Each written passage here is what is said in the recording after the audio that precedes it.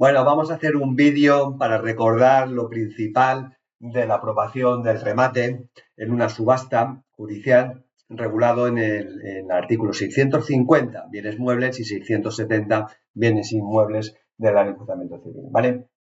Aquí cuando uno participa en una subasta, más ahora que es una subasta secreta, que no se saben las pujas y demás, el importe de las pujas que se están haciendo, tú puedes ofrecer la cantidad que creas conveniente por abajo, ni hay límite por debajo ni por arriba. Puedes hacer la puja que creas conveniente. Ahora bien, tú sabes que hay unos tantos por cientos del importe de lo que ofrezcas relacionado con el importe del tipo de la subasta, que es el valor que se ha dado para salir a subasta a ese bien, en el que si no llegas a un mínimo de ese porcentaje, pues existe la posibilidad de que al final no te puedas adjudicar ese bien, ¿vale?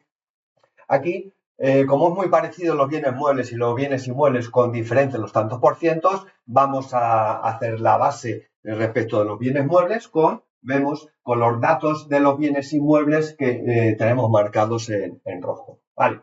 Se cierra la subasta, se comunica al letrado de la Administración de Justicia encargado de la ejecución el importe mayor ofrecido en esa subasta, y si la cantidad ofrecida en los bienes muebles es igual o superior al 50%, en los bienes inmuebles igual o superior al 70%, pues el acta aprueba remate por decreto al día siguiente del cierre de la subasta, ¿vale? Y concede el plazo de 10 días en los bienes muebles, 20 días en los bienes inmuebles al mejor postor para que pague el precio del remate. El precio del remate es la diferencia de lo que tú has pagado en la consignación para participar en la subasta y el precio ofrecido en la postura por esa subasta, ¿vale? Si es el ejecutante que ha ofrecido esa cantidad, tenemos que ver si la cantidad ofrecida por el ejecutante en la mejor postura es igual o inferior a la deuda que tiene el deudor con él. Si es igual o inferior, decreto de adjudicación directamente, ¿vale? Pero si el ejecutante ofrece más cantidad de lo que le debe el deudor, evidentemente no puede aprobar dictar decreto adjudicando, sino que el LAC va a liquidar principal, intereses, costas. Vale, es una cantidad, nos imaginamos, 6.000 euros. Tú has ofrecido 10.000 euros. Entonces tienes que consignar la diferencia en el plazo de 10 días, porque no te vas a enriquecer por esa subasta, ¿vale? ¿De acuerdo?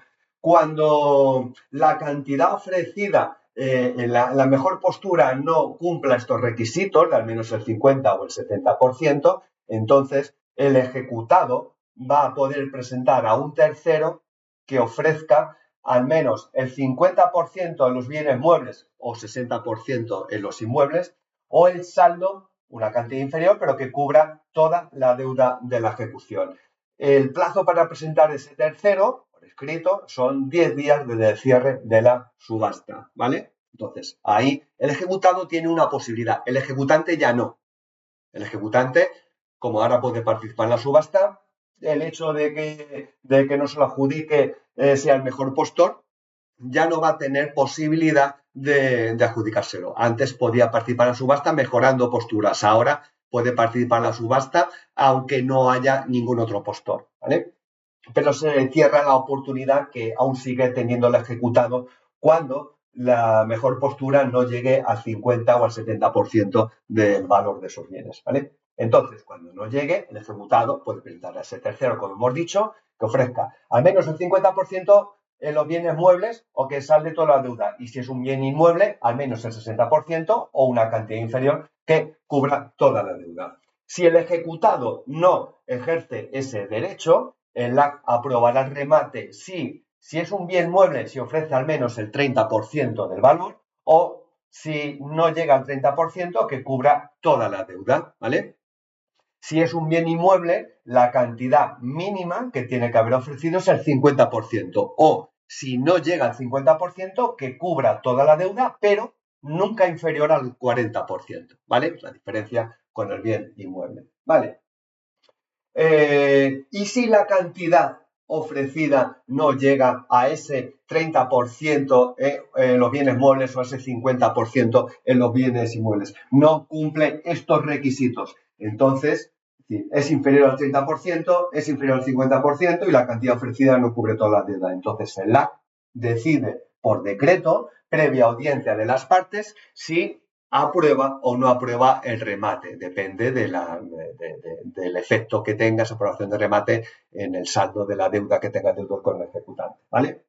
Bien, y tenemos que terminar con las especialidades que tiene la subasta cuando se trate de una vivienda habitual del deudor. Lo que se ha subastado es una vivienda habitual del deudor. Entonces, en este caso, te dice que no se aprobará el remate por cantidad que sea inferior al 70% o que cubra toda la deuda sin que ese importe sea inferior al 60%, ¿vale? Entonces, aquí tenemos limitaciones más severas para aprobar el remate cuando lo que se está quitando es la vivienda habitual al deudor, ¿vale?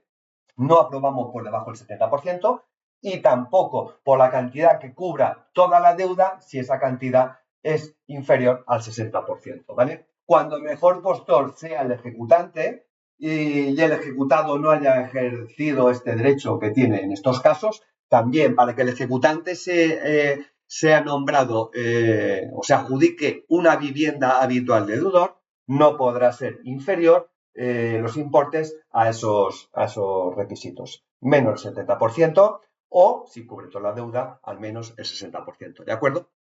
Bueno, aquí tenéis el cuadro para que podáis verlo. Aprobación de remate. Las puntualizaciones en rojo son las especializaciones en tanto por ciento o días que tenemos que tener en cuenta respecto a los bienes inmuebles, ¿vale? Espero que os sirva para recordar lo principal. Gracias.